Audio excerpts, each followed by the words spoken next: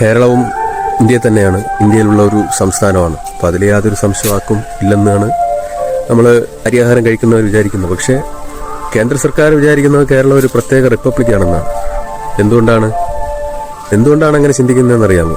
ഇവിടെ BJPയുടെ ആജ്ഞാനുവർത്തികളായ ആളുകൾ ഇല്ലാത്തതുകൊണ്ടാണ്. അപ്പോൾ അവർ പറയുന്ന കാര്യങ്ങൾ ഇവിടെ ചോദിക്കാനോ അതുപോലെ അവരുടെ വർഗീയത അജണ്ട നടപ്പിലാക്കുവാനോ കഴിയാത്ത ഒരു രാജ്യമല്ല, ഒരു സംസ്ഥാനം. അങ്ങനെയാണ് അവരതിനെ കാണുന്നത്.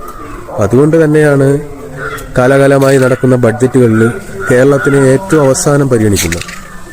ഞാൻ ഉദ്ദേശിച്ചത് കേരളത്തിന് ഇന്ത്യയിലുള്ള സംസ്ഥാനങ്ങളെ അപേക്ഷിച്ച്, മറ്റു സംസ്ഥാനങ്ങളെ അപേക്ഷിച്ച് ഒന്നും കൊടുക്കാത്ത സ്ഥിതിയാണുള്ളത്. കാരണം കഴിഞ്ഞ കുറച്ച് ബഡ്ജറ്റ് ഈ BJP സർക്കാർ അധികാരത്തിൽ വന്നതിന് ശേഷമുള്ള ബഡ്ജറ്റുകളൊക്കെ എടുത്ത് പരിശോധിച്ചാൽ നമുക്ക് മനസ്സിലാവും. ഒരു നയ പൈസയുടെ ഗുണം പോലും ഇനി താഴെ കിടക്കുന്ന കേരളത്തിന് നൽകുന്നില്ല എന്നുള്ളതാണ് സത്യം. അപ്പോൾ ഇത്തരത്തിൽ മുന്നോട്ട് പോവുകയാണെങ്കിൽ കേരളത്തിലെ ജനങ്ങളെ പ്രത്യേക റിപ്പബ്ലിക്കായിട്ട് പ്രഖ്യാപിക്കണമെന്നാണ് എൻ്റെ ഒരു അഭിപ്രായം. എന്തായാലും സ്വന്തമായിട്ട് ഇവിടെ നിന്ന് പൈസ കണ്ടെത്തി, അവിടെ തനത് ഫണ്ടിൽ നിന്ന് പൈസ കണ്ടെത്തിയാണ് കേരളത്തിന്റെ ചെലവ്, അതുപോലെ പെൻഷൻ ആയാലും ശമ്പളമായാലും മറ്റ് ദൈനംദിന ആവശ്യങ്ങൾക്കുള്ള ചെലവും ആ ഒരു സാമ്പത്തിക സ്ഥിതിയും എല്ലാം കണ്ടെത്തുന്നു. അപ്പൊ പിന്നെ ഒരു പ്രത്യേക ഒരു സൈന്യവും മറ്റ് സംവിധാനങ്ങൾ ഉൾപ്പെടുത്തി ഒരു പ്രത്യേക രാജ്യമാറ്റം പ്രഖ്യാപിച്ച പോരെ. BJPയുടെ മിത്രങ്ങളോട് എനിക്ക് പറയാനുള്ളത്, നിങ്ങൾ ഓരോ ദിവസവും വലിയ വലിയ പ്രഖ്യാപനങ്ങൾ നടത്തുന്നുണ്ടല്ലോ. BJP അതാ കേരളത്തിന് ആനമുട്ട കൊടുക്കാൻ പോകുന്നു, അതുപോലെ വലിയ വലിയ പദ്ധതികൾ നടപ്പാക്കാൻ പോകുന്നു. പക്ഷേ ഇവിടെ കിട്ടിയത് എന്താണ്? കടലാമ വളർത്തലിന് വേണ്ടിയിട്ടുള്ള ഒരു കേന്ദ്രം. അപ്പോൾ ഈ ഒരു എയിംസും അത്തരത്തിലുള്ള വലിയൊരു വികസനത്തിന് വേണ്ടിയുള്ള ഒരു കാര്യങ്ങൾ ആവശ്യപ്പെടുമ്പോൾ അവർ തരുന്നത് ഇവിടെ മനുഷ്യരല്ലേ ഈ കേരളത്തിൽ ജീവിക്കുന്നത്. അപ്പോൾ ഇവിടെ കടലാമയും അതുപോലെ തന്നെ ആനയും മറ്റ് മൃഗങ്ങളും മാത്രമാണോ ഈ കേരളത്തിലുള്ളത്? അപ്പോൾ അവരുടെ ക്ഷേമത്തിന് മാത്രം വേണ്ടി ഫണ്ട് വിനിയോഗിച്ചാൽ മതിയോ?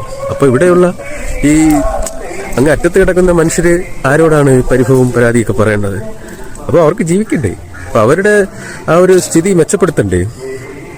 അവരുടെ അടിസ്ഥാന സൗകര്യ വികസനങ്ങൾ പരമാവധി കേരളത്തിലുണ്ട്. എന്നിരുന്നാലും കൂടുതൽ വിവരങ്ങളിലേക്ക് എത്തിക്കണ്ടേ? ഇപ്പൊ നിലവിൽ ഇന്ത്യയിലെടുത്ത് പരിശോധിച്ചാൽ നമുക്ക് എല്ലാവർക്കും അറിയാൻ പറ്റുന്ന കാര്യമാണല്ലോ.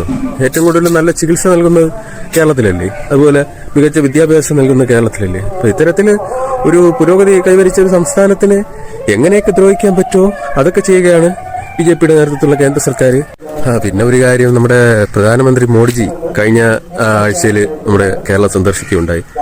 പ്രധാനമായിട്ട് അദ്ദേഹം തിരുവനന്തപുരമാണ്, തലസ്ഥാന നഗരമാണ് സന്ദർശിച്ചത്. BJPയുടെ സംസ്ഥാന നേതാക്കൾ പറഞ്ഞു വരുത്തിയത്, BJPയുടെ അണികൾ പറഞ്ഞു വരുത്തിയത് അതാ മോഡിജി വലിയ പ്രഖ്യാപനമായി അതാ ഡൽഹിയിൽ നിന്നും വണ്ടി കയറിയിരിക്കുകയാണ്.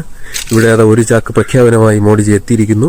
മോഡിജിയുടെ പ്രഖ്യാപനം എല്ലാവരും കേൾക്കണം. നമ്മുടെ കേരളത്തിന്റെ മുഖച്ഛായ തന്നെ മാറ്റിമറിക്കുന്ന പ്രഖ്യാപനമായാണ് മോഡിജി എത്തുന്നതെന്നാണ് നമ്മുടെ മിത്രങ്ങളെല്ലാം വന്ന് കൊട്ടിഘോഷിച്ചത്. പക്ഷേ അദ്ദേഹം ഇവിടെ വന്ന് സംസാരിച്ചു.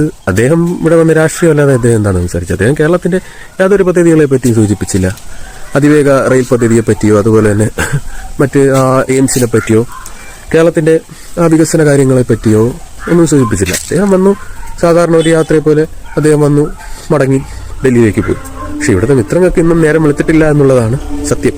അപ്പൊ നമ്മുടെ ഈ സംസ്ഥാനത്ത് ജീവിക്കുന്നത് വെറും ആമയും ആനയും മാത്രമാണ് എന്നുള്ള ഒരു ചിന്താഗതിയാണ് ഇന്ന് കേന്ദ്ര സർക്കാരിനും അതുപോലെ പ്രധാനമന്ത്രിജിക്കും നിർമ്മല സീതാരാമൻ ജിക്കും ഒക്കെ ഉള്ളത്.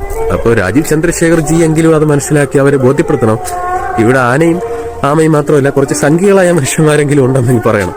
നമ്മളെ കാര്യം പൊട്ട്, നമ്മളെ വിടും, മറ്റുള്ള മനുഷ്യരെ വിടൂ, സംഖ്യകളെങ്കിലും ഉണ്ട്, അവര് മനുഷ്യരാണെന്നുള്ള ഒരു കാര്യം അവരെ ധരിപ്പിക്കേണ്ടതായിരുന്നു ബഡ്ജറ്റിന് മുമ്പ്. ഇനി പറഞ്ഞിട്ട് കാര്യമില്ല. ഇത് കഴിഞ്ഞ 10 വർഷമായി നമ്മൾ കണ്ടുകൊണ്ടിരിക്കുന്ന ബഡ്ജറ്റിന്റെ ഒരു രീതിയാണ്. നമ്മൾ കൂടുതലൊന്നും പ്രതീക്ഷിക്കുന്നില്ലല്ലോ. അപ്പൊ ഇത്തരത്തിലാണ് മുന്നോട്ട് പോകുന്നതെങ്കിൽ കേരളത്തിന് പ്രത്യേക റിപ്പബ്ലിക്കായിട്ട് മാറ്റി നിർത്തണം. കേരളത്തിനൊന്നും കൊടുക്കാൻ താല്പര്യമില്ലെങ്കിൽ പിന്നെ എന്തിനാണ് ഈ സംസ്ഥാനത്ത് ഇങ്ങനെ പിടിച്ച് നിർത്തിയിട്ട് കാര്യമില്ലല്ലോ. ഈ രാജ്യത്ത് മാറ്റി അങ്ങ് വിടണം മിസ്റ്റർ. വേറെ എന്താണ് ഇതിനെപ്പറ്റി പറയാനുള്ളത്? ഒരുപാട് പേര് പറഞ്ഞു. എന്നിരുന്നാലും 2 വാക്ക് പറയാതെ പോകാൻ കഴിഞ്ഞില്ല, അതുകൊണ്ട് പറഞ്ഞതേ ഉള്ളൂ. ഓക്കെ. അപ്പോ